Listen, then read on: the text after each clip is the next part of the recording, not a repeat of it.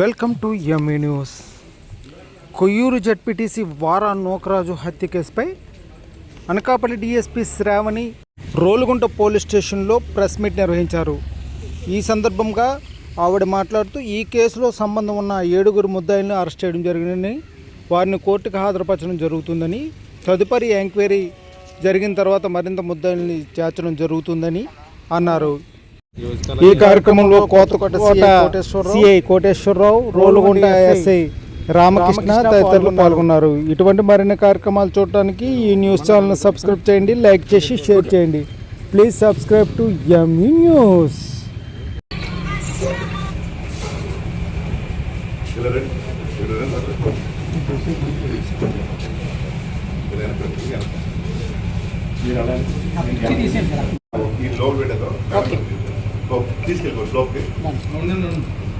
ఉండండి సార్, ఉండండి. ఎవరైనా రాని వాళ్ళు 11కి కొయ్యూరు జడ్పీటీసీ అయినటువంటి వారా నోకరాజు గారిని హత్య చేయడం జరిగింది.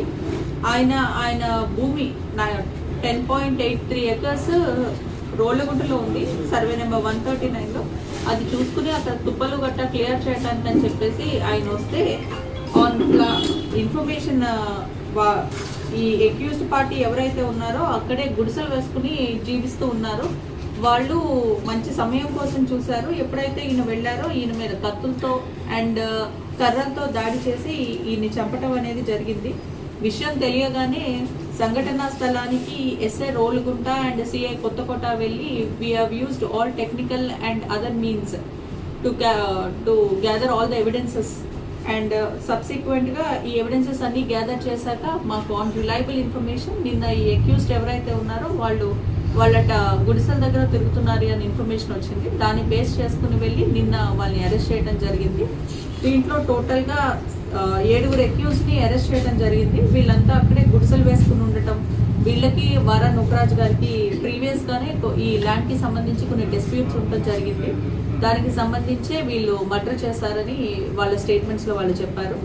సో ఈ రోజు వీళ్ళని మనం అరెస్ట్ చేసి కోర్టుకి రిమాండ్కి ప్రొడ్యూస్ చేస్తున్నాం. ఈ మర్డర్ కూడా ఇన్వెస్టిగేట్ చేస్తున్నాము. Investigation still going on. As of now ఒక 7 అక్యూజ్ని అయితే అరెస్ట్ చేశాము. ఇది కంప్లీట్లీ ఎస్పీ గారు నేను మానిటర్ చేస్తున్నాము ఇన్వెస్టిగేషన్కి సంబంధించి. సో ఎవరైనా వెనకున్నా సరే if you get information in investigation మేము వాళ్ళని కూడా అరెస్ట్ చేయడం జరుగుతుంది. అజయ్ కుమార్ ని ఆరోపిస్తున్నారు కదా మేడం, మాజీ నక్సలైట్ అజయ్ కుమార్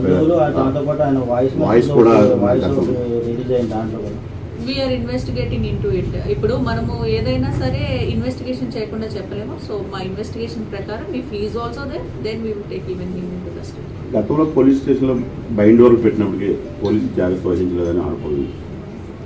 అది కేవలం సివిల్ డిస్ప్యూట్ అండి. సివిల్ డిస్ప్యూట్స్లో పోలీసులు ఎక్కడి దాకా వెళ్ళాలో మేము అక్కడి దాకా వెళ్ళగలుగుతాము. మేము ఆయనకి చాలాసార్లు చెప్పడం జరిగింది. దీనికి మించి మా ఎండ్ నుంచి ఏమన్నా సహాయం కావాలి అంటే ఆయన కంపల్సరీ కోర్టు నుంచి తెచ్చుకోవాలి అని చెప్పాం. ఆయన మా నుంచి ఏంటి అంటే పోలీస్ ప్రొటెక్షన్ అడగడం జరిగింది. పోలీస్ ప్రొటెక్షన్ సివిల్ ఇష్యూస్లో పోలీసులు ఇవ్వలేదు. ఈ విషయం అనేది నేను చాలాసార్లు చాలా ప్రెస్ మీట్స్లో కూడా చెప్పాను. మా మెన్ కానీ ఆఫీసర్స్ కానీ we are no way getting involved in civil issues. పొలాల తగుల్లో గట్ట మా ఎస్పీ గారి ఇన్స్ట్రక్షన్స్ అలాగే ఉన్నాయి, డీజీ ఆఫీస్ నుంచి అలాగే ఉన్నాయి. మా ఆఫీసర్స్ ఎవరు సివిల్ ఇష్యూస్లో కలెక్ట్ చేస్తాం. ఓన్లీ క్రిమినల్ లానే మేము చదువుకున్నాము, క్రిమినల్ లాలోనే మేము ఇన్వాల్వ్ అవుతాం వెన్ క్రిమినల్ యాక్ట్స్ ఇంటెండ్ ఉంటే అందులో. అండ్ దీనికి సంబంధించి కూడా మేము ప్రివెంటివ్ బైండ్ ఓవర్స్ చేసాము. నాట్ వన్స్, 2 సార్లు చేసాము.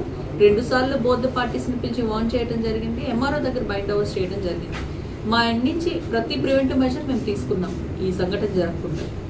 జిల్లాలో ఇటువంటి సమస్యలు చాలా ఉన్నాయని చెప్పేసి అన్నారు. అన్నిటికీ కూడా మాట్లాడమని పంచాయతీలు చేయమని చెప్తే మాత్రం వీ కాన్ డూ ఇట్. అది మా పరిధి కాదు. సో మేము చేయటం అయితే వీలు కాదు.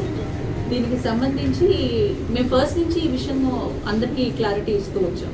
సో దయచేసి ఎవరికైనా ఏదైనా ఇష్యూస్ ఉంటే సివిల్ ఇష్యూస్ దయచేసి మా దగ్గర తీసుకురాకండి, కోర్టుని అప్రోచ్ అవ్వండి.